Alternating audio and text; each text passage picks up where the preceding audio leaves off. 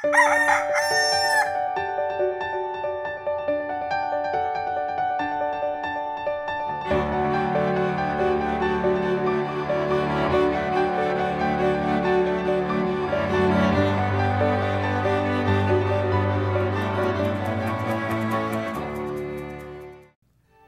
umaga po mga kaibigan.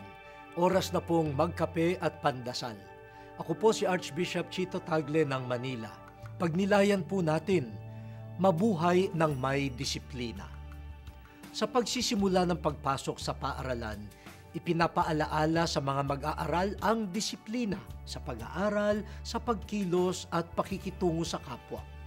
Pag malapit na ang eleksyon, nananawagan ang mga kandidato sa mga botante na isapuso ang disiplina para umunlad ang bayan.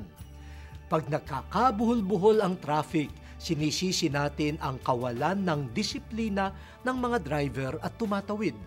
Walang dudang mahalaga ang disiplina.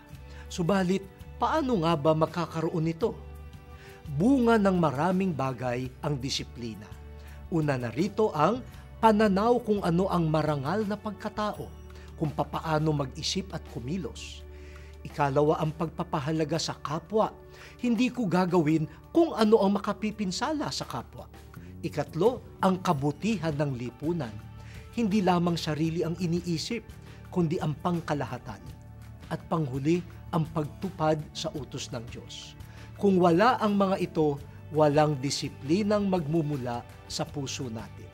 Kaya sabihin po natin, O Diyos, baguhin mo ang pagkatao namin upang bumukal ang tunay na disiplina.